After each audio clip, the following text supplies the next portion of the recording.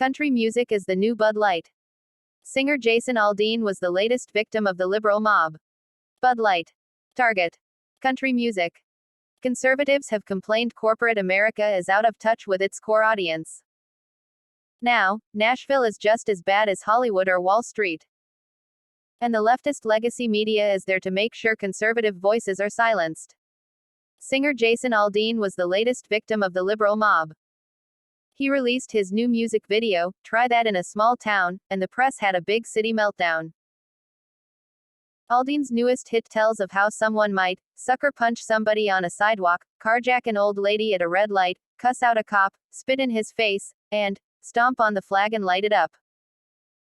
He then dares those who might do that, too, as the song's title says, Try That in a Small Town. The outrage was massive. You name a liberal outlet and it is feverishly tut-tutting, Washington Post, New York Times, NPR, Why Do We Fund It, again.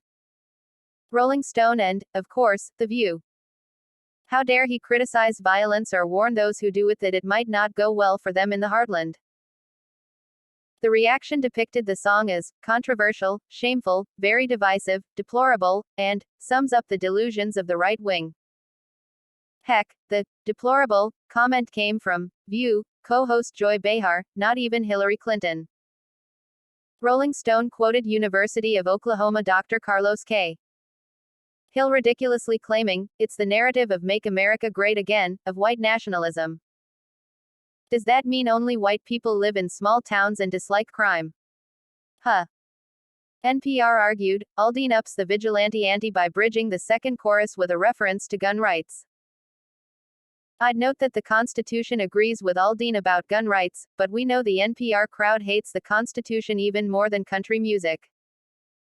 And PBS dredged up that it was filmed at a lynching site. Of course, that was in 1927, 50 years before Aldean was even born. Still other outlets pushed that narrative, with the Daily Beast writing the lunatic take that many have interpreted the song as pro-lynching.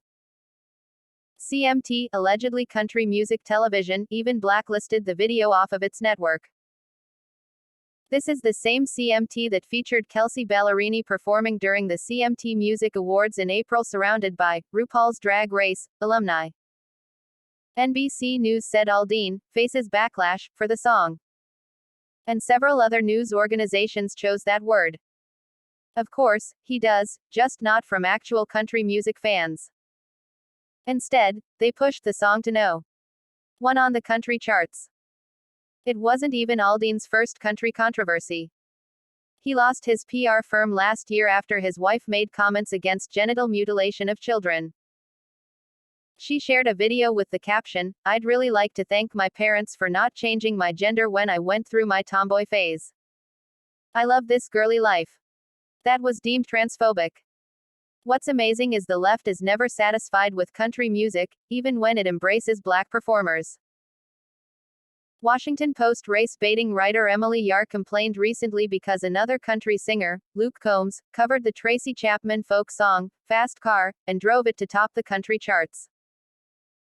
Yar's demented complaint was that the song is clouded by the fact that, as a black queer woman, Chapman, 59, would have almost zero chance of that achievement herself in country music. Let's not forget that she didn't sing it like a country song or that she is due a sizable portion of Combs's approximately $500,000 in earnings so far. No, the Post focuses on how Combs has to do more. He might add to the discourse of the urgency of change in country music. In other words, make it more left-wing. Or even invite a queer black female artist to join him on tour or to offer his support. Nashville's massive shift away from classic country and toward the left coast has been much criticized by traditional country fans. Record execs are now leery of traditional acts and conservative politics, but they've pushed hip-hop fusion into country music. Bizarre singer Lil Nas X even released the song, Old Town Road, as a solo song in 2018 and then remixed it with country artist Billy Ray Cyrus.